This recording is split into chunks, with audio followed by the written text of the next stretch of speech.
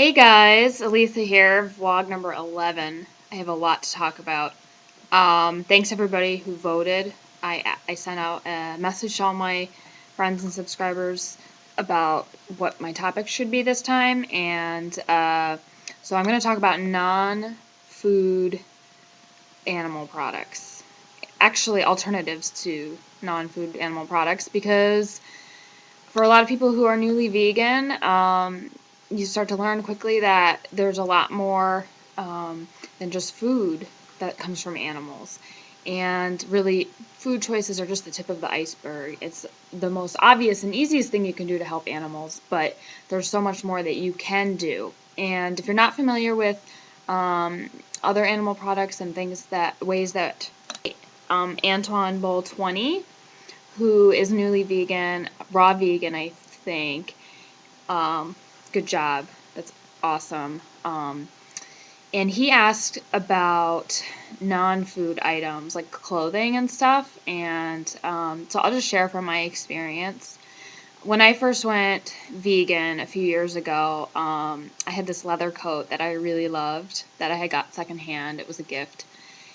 And I kept wearing it for a little while, but I became uncomfortable with the idea of wearing it for various reasons, mainly because it was such a big symbol of animal cruelty. So what I did is I started to eliminate leather, which I didn't have a lot of leather anyway, but what I did was I sent that coat and another coat that I had I think I sent it to PETA. They take donations and then they give them basically to like homeless people. So the material is still being used, for the rest of its useful life, but you don't have to wear that symbol of cruelty if you don't want to do that. I understand that. There's a lot of resources now for, it's really easy to eliminate things like leather from your closet. And there's quite a few websites now that sell belts, purses, wallets, stuff like that, faux leather, shoes. Some of them would be veganessentials.com, has a really wide selection. Ragazzivegan has really cute women's shoes, and also mooshoes. So there's a lot of stuff out there to revamp your wardrobe. That's not too hard. So, like, Antoine's question was, did I just get rid of all of this stuff in my closet, or did I wear it out and then get rid of it? And I kind of did both. It was kind of just like a piece by piece thing, people can question you, but unless they're totally vegan and being judgmental, I don't think it's really any of their business, but that's just my personal stance. So, at this point now, I think I have one belt, maybe, but I don't wear it anymore because I just don't like the idea of wearing it. So I should probably some people actually really dispose of the stuff so that it can't be used at all, but I kind of believe that if it's already been killed and made into a product, maybe, it can still be useful to somebody. I don't want to use it. So I go with the secondhand route. And another common product that's made out of leather is wallets. And this is my wallet. It's made from Japanese paper, which is a really sturdy paper. Ways that humans use animals is the documentary Earthlings, which you can watch in its entirety on YouTube. So if you haven't done that, I suggest you go do that. It will open up your eyes to so much.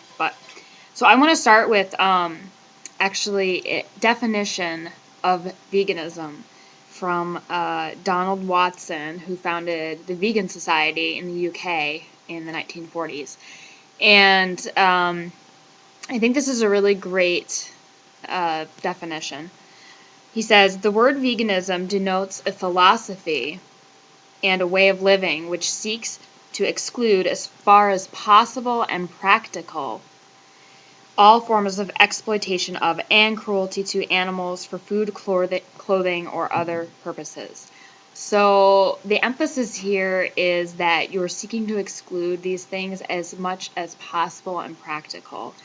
And so it's very clear that, veganism is not a set of actions that you follow, it's a philosophy from which, it's a principle from which certain practices logically follow, which I touched on in my last vlog, that it's a logical premise.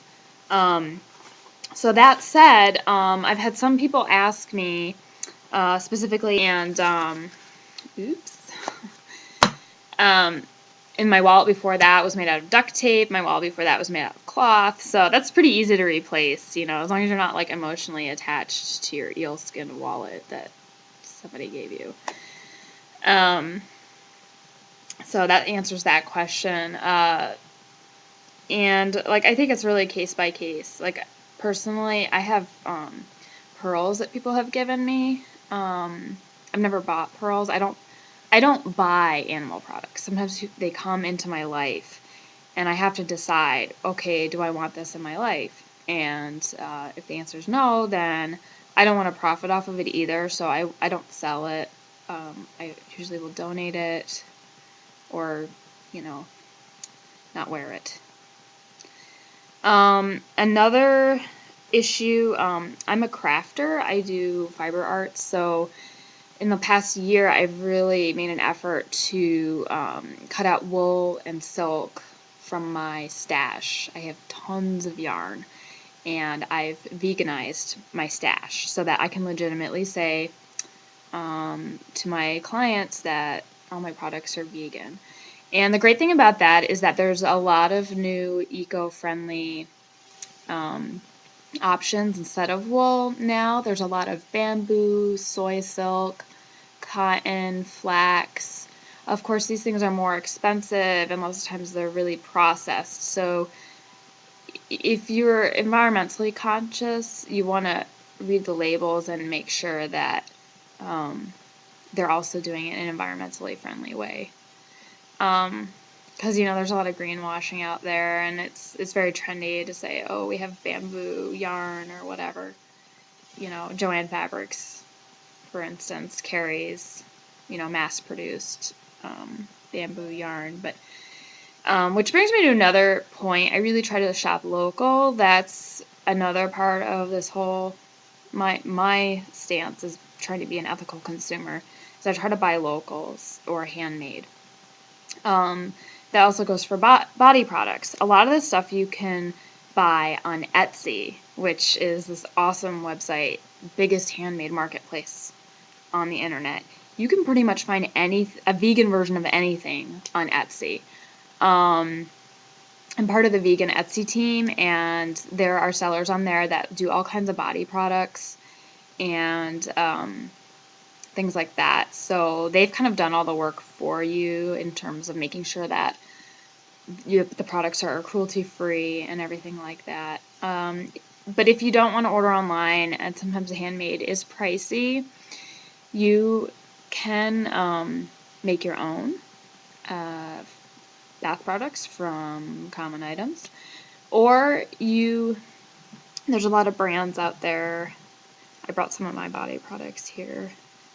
Like, this is called Earth Science. I got this at the grocery store, and it's not tested on animals. I also have handmade soap from my friend Allie, DirtyAssSoaps on Etsy. She makes the most amazing vegan soap. It smells so good. And she does like novelty soaps that look like food and stuff, which are kind of fun. But there's so many brands out there now that are cruelty-free, so just be careful when you're doing that. That's what I would say.